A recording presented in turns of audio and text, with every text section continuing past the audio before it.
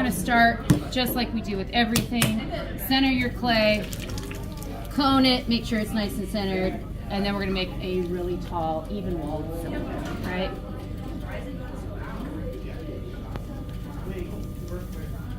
I'm going to cone it one more time. I feel like it's a little uneven internally.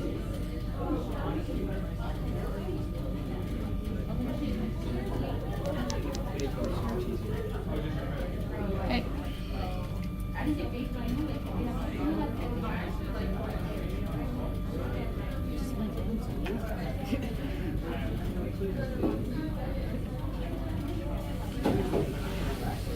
Be sure that you compress your base because you're not going to be able to get back in there later.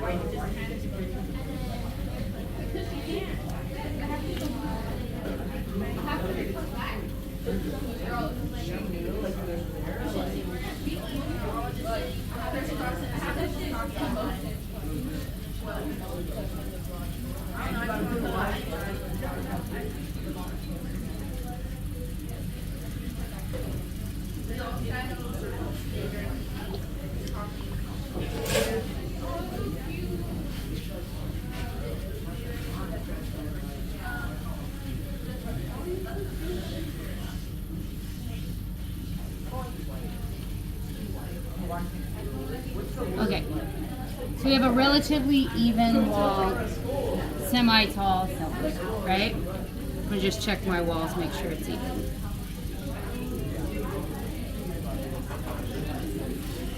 Yeah, I left a little bit of extra clay down at the bottom, and I did that for a very specific reason, okay? So I will end up bringing it up, but right now, just like with our coil vase project, we want to make sure that we have a foot, a belly, a shoulder, a neck, and a lip.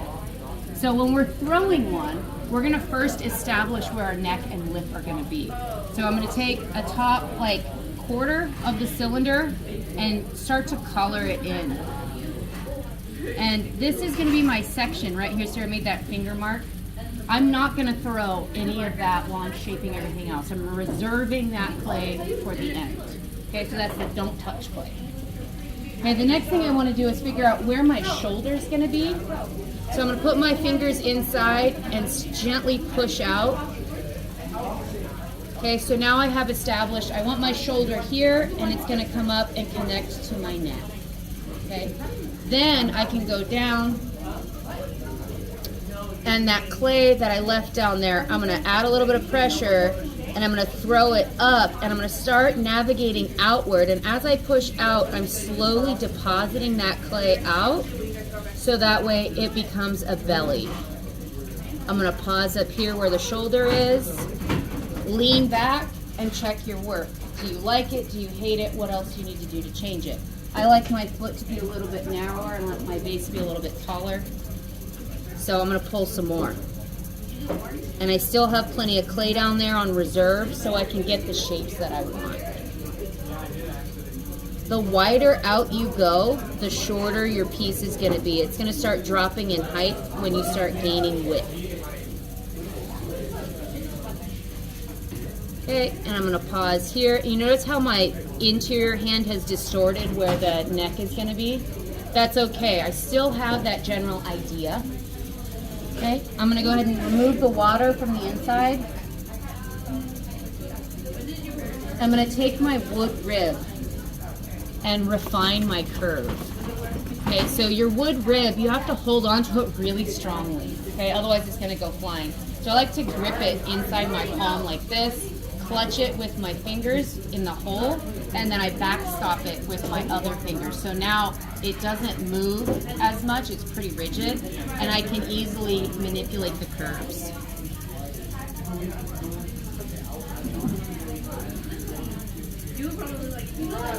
And I just want that curve to be a little bit more pronounced.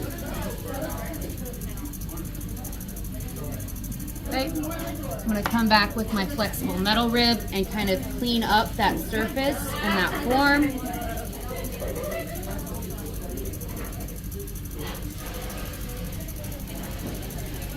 And now I can work the neck. My interior is completely dry because I sponged it out and then I ribbed it, removing all the excess slip. The drier your piece is, the stronger it is and the more you can do with it. Okay, I'm gonna just hydrate my hands and set them on the top. I'm not adding water to the top. I'm gonna add water to my hands just so I hydrate this area. I wanna try my best to keep the bottom section as dry as possible. I'm gonna start collaring where I want the neck to begin and then go straight up. Now I can come in and throw. I'm gonna push in and draw up the neck.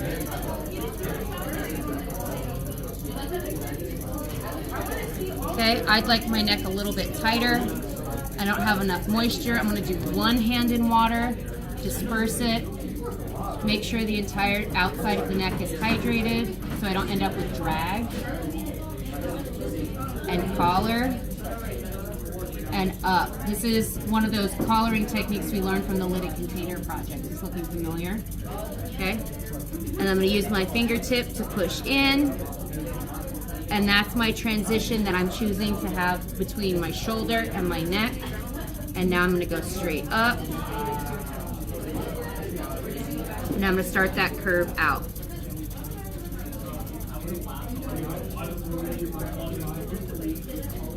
With a really clean sponge, squeeze it out so it's dry. Remove any slip that's excess left on your piece. Clean up your rim. Okay, and then I'm going to use the flexible metal rib to refine that neck flare. So on your rib, there's lots of curves here. Instead of using it just flat and getting only one curve, try tilting it and you can get a variety of curves.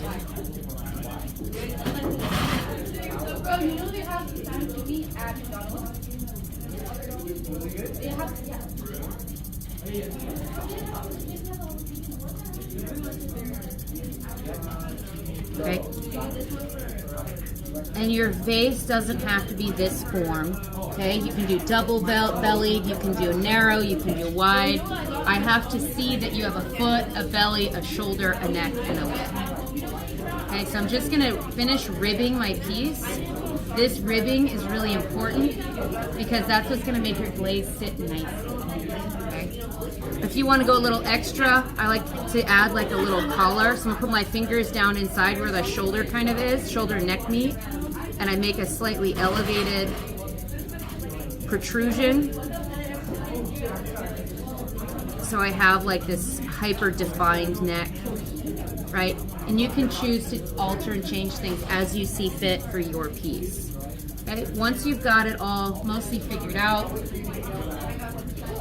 I'm going to remove excess slip wherever I can to even out the drying process. Take this opportunity to refine your work. And I want that flare a little bit more vertical and less horizontal. And I did gouge it a little bit right there, so I'm going to just compress it.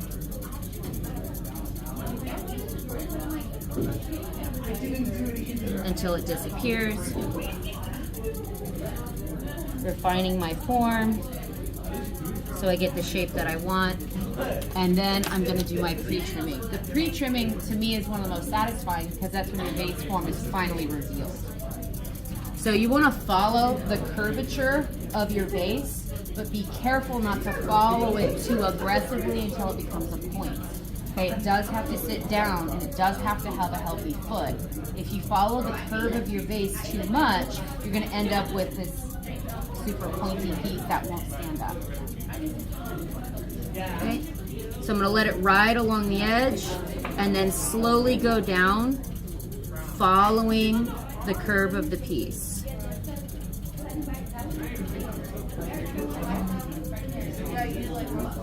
And I'm going to release some pressure because I know I'm starting to get a little narrow.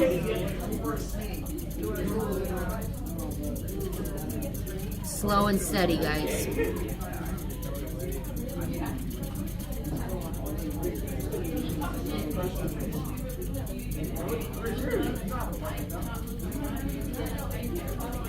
Okay, and I've got a little bit of a mess at the bottom, but that's okay.